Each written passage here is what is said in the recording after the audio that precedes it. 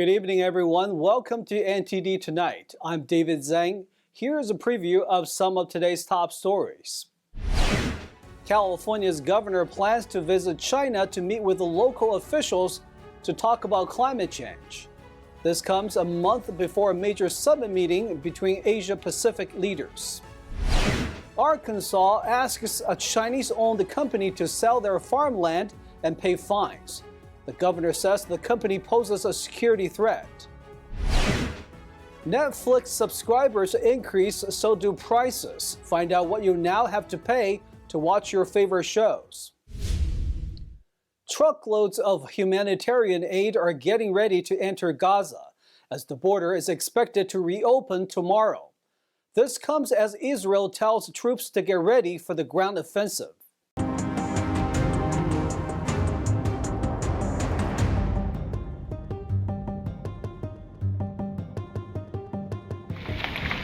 Humanitarian aid is ready to get into the Gaza Strip from Egypt as the Rafah crossing is expected to reopen by Friday. Israel on Wednesday agreed to allow up to 20 trucks to pass through at the urging of President Biden. The World Health Organization said 5 of its trucks carrying medical supplies are waiting at the Rafah crossing. Our trucks are loaded and ready to go. We're working with Egypt and Palestine Red Crescent societies to deliver our supplies into Gaza as soon as the Rafah crossing is opened, hopefully tomorrow.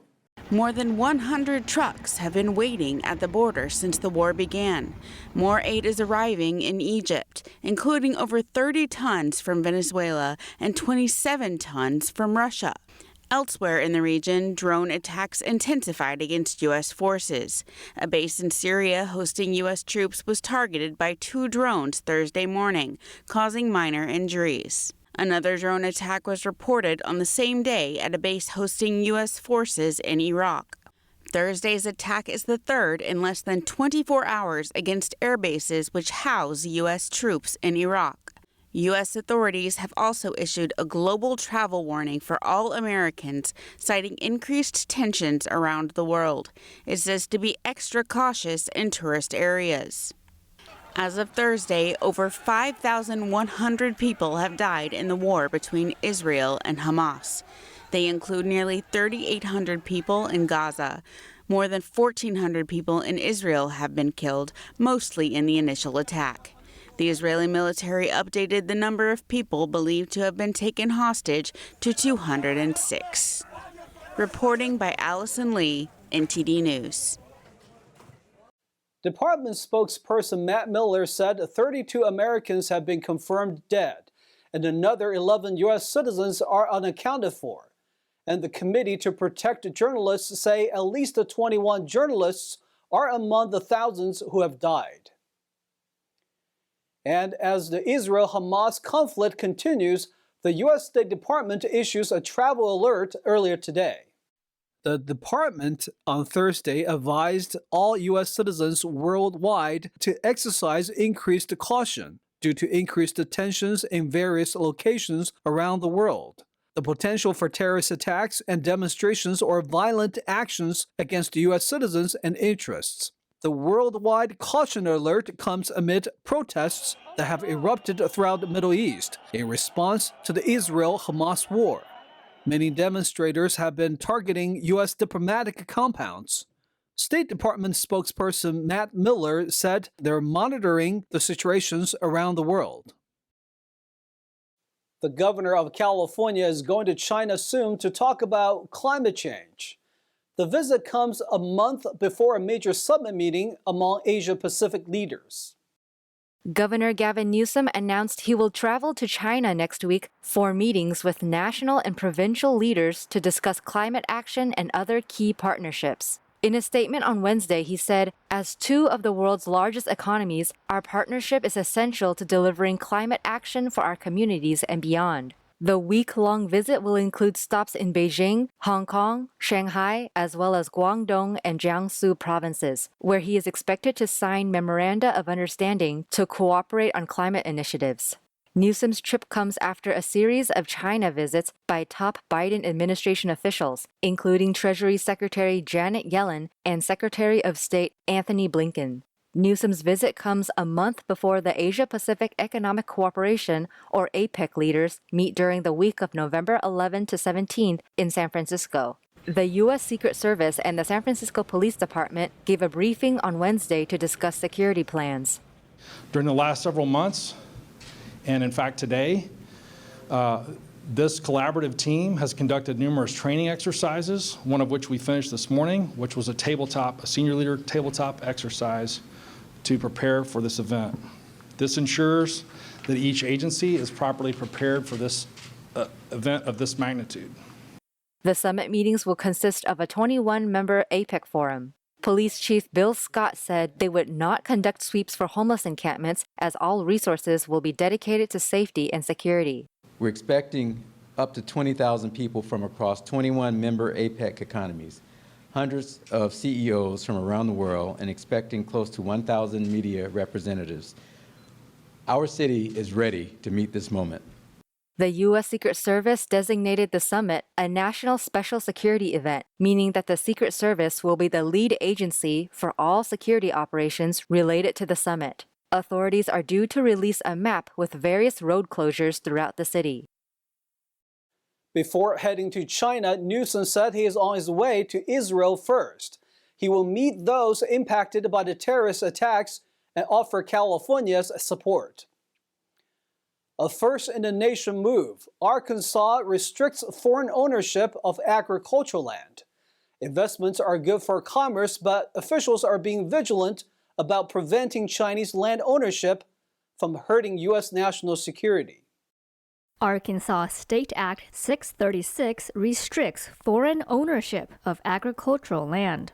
And now, Chinese-owned seed producer Northrop King Seed Corporation must sell 160 acres of farmland that it owns in the northeastern part of Arkansas and pay the fines for not reporting with the Arkansas Department of Agriculture.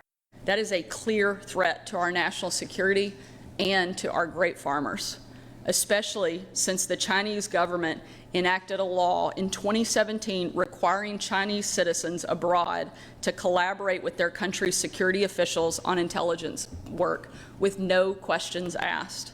Northrop King Seed is owned by ChemChina, a Chinese Communist Party-owned firm. ChemChina is also on the U.S. Department of Defense's list of banned military companies. According to the U.S. Department of Agriculture, Chinese-owned companies have made large purchases in recent years, including a block of 370 acres near an Air Force base in North Dakota. Council on Foreign Relations fellow Zoe Liu said during a recent panel, quote, "We are concerned in the United States that Chinese ownership may impact our food supply chains and our energy supply chain. And secondly, we're also concerned that the Chinese government may, through Chinese companies, gain access to not just our assets, our physical assets, but also sensitive information." While Arkansas's move was the first of its kind by a U.S. state, 26 other states have enacted laws that prohibit foreigners from owning some or all farmland. Streaming pioneer Netflix alters its subscription prices after gaining millions of new subscribers. NTD's Christina Corona has more on the story. Netflix has raised the subscription fees for certain streaming plans in the United States, United Kingdom, and France Wednesday. Achieving higher than anticipated new customer numbers led to a 16% spike in its stock shares. In the third quarter, nearly 9 million subscribers worldwide subscribed to Netflix. Starting Wednesday, Netflix has announced that it will be adjusting the prices of its basic and premium subscription plans in the U.S. The basic plan will increase to $11.99 from its previous price of $9.99, while the premium plan will now be priced at $22.99, up from its former cost of $19.99. However, the $6.99 ad-supported plan and the $15.49 standard plan will remain at their existing prices. In the UK, it increased by £2 to £17.99, and in France, it rose by €2 to €19.99. The company said in a quarterly release, "Our starting price is extremely competitive with other streamers, and at $6.99 per month in the US, for example, it's much much less than the average price of a single movie ticket. The price increases were disclosed within an earnings report that showed the company's global subscriber base reached 247 million at the end of September. Despite Hollywood's film and television writers ratifying a new contract this month, actors remain on the picket lines. The SAG-AFTRA strike will reach its 100th day of striking Saturday. However, Netflix co-CEO Ted Sarandos said Netflix was totally committed to ending this strike. Christina Corona, NTD News, Los Angeles. We'll take a short break now, everybody, but here's a look at what we have for you when we come back. Cracking down on cartels. Congress asks Homeland Security for documents on Mexican drug cartels. A committee chairman says submit by Friday or they will issue a subpoena. Millions of people join the global Great Shakeout drill. We'll have more on what to do during a real earthquake. A historic win for the Las Vegas Aces. The team recently scored back-to-back victories in the WNBA. Those stories and more coming up on NTD Tonight.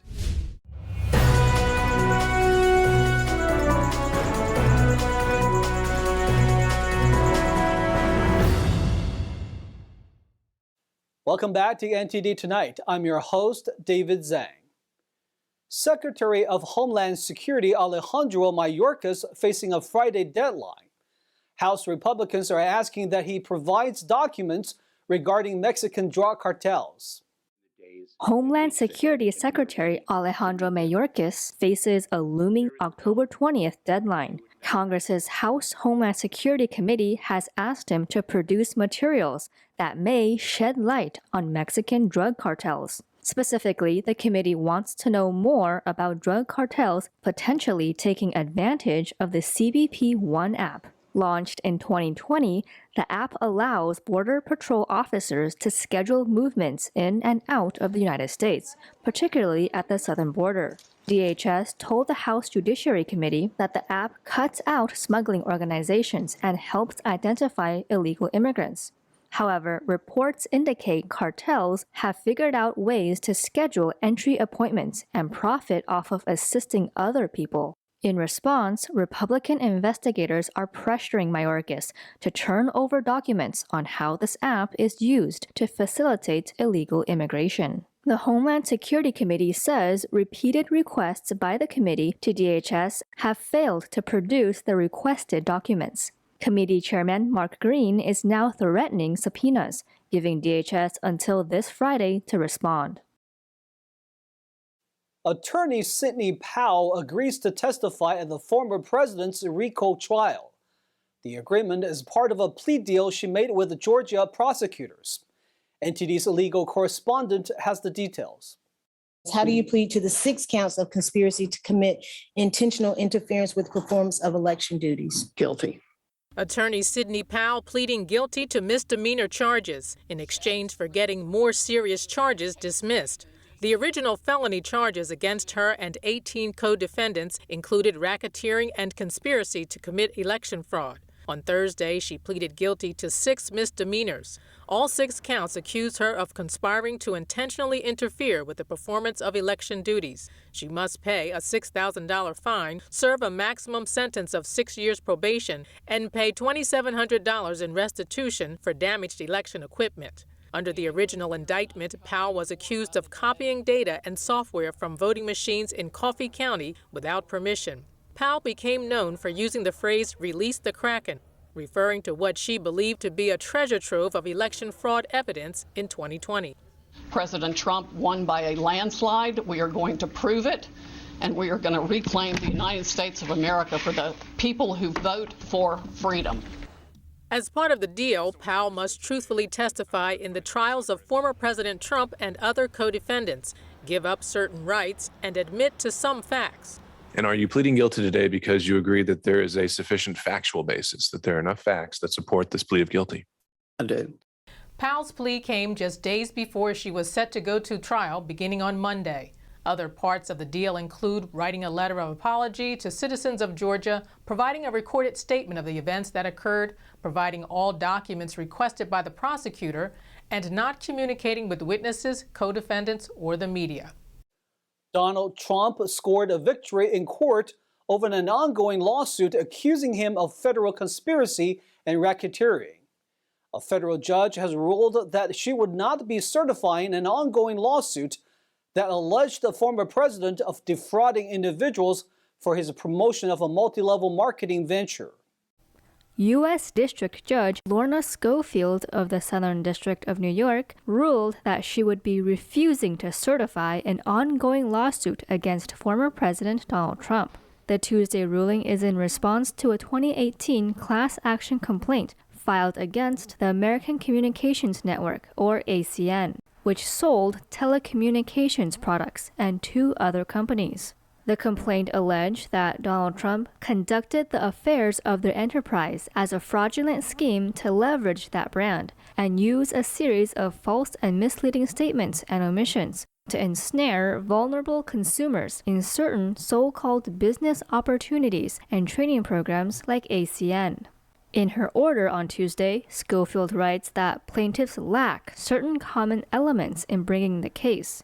She says, quote, "There is no common evidence showing that putative class members decided to enroll because of Trump's alleged misstatements."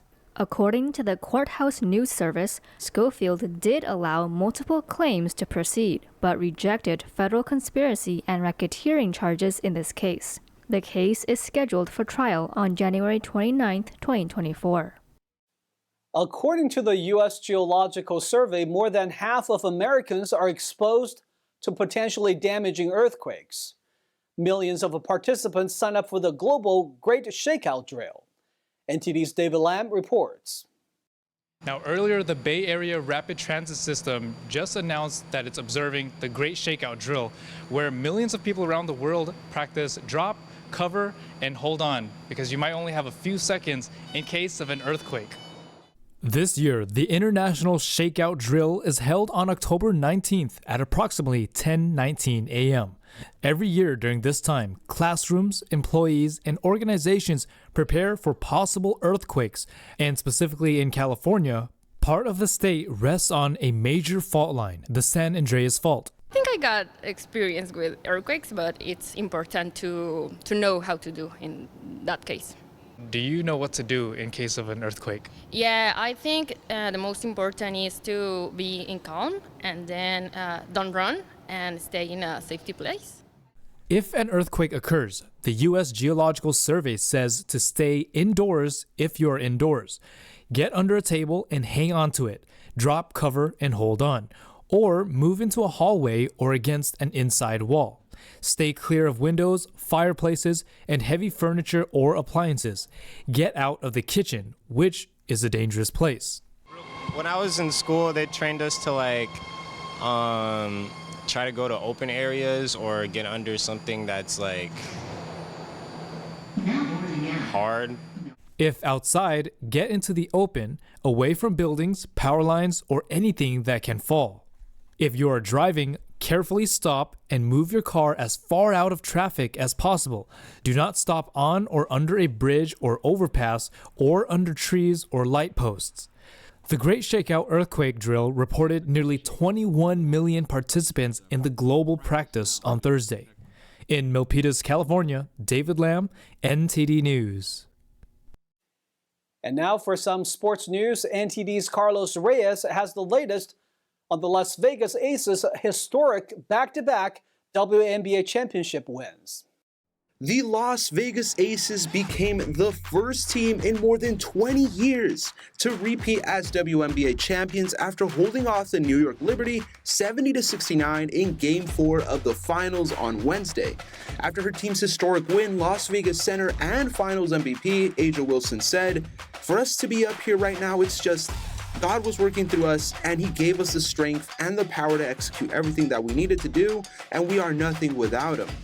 A'ja Wilson, named the most valuable player of the finals, produced 24 points and a commanding 16 rebounds to help the Aces recover from a 12-point deficit in Brooklyn. The Aces were out of sync early on, with starters Chelsea Gray and Kia Stokes sidelined due to injury and coughed up 8 turnovers in the first quarter. New York had a commanding lead at halftime thanks to standout performances from forward Benija Laney and Courtney Vandersloot, but Las Vegas came alive in the third, outshooting the home team 23-12. A clutch jump shot from Sabrina Ionescu put New York within 1 point with only seconds left, but their frantic last-gasp attempts to clinch victory eventually came up short. Dubbed the league's super teams, the two sides had been on a collision course to the finals, attracting enormous interest from fans in the best-of-5 series. Carlos Reyes, NTD News. That's all we've got for you tonight. We would like you to join us again on NTD Tonight every weekday at 9 p.m. I'm David Zhang. Have a wonderful evening.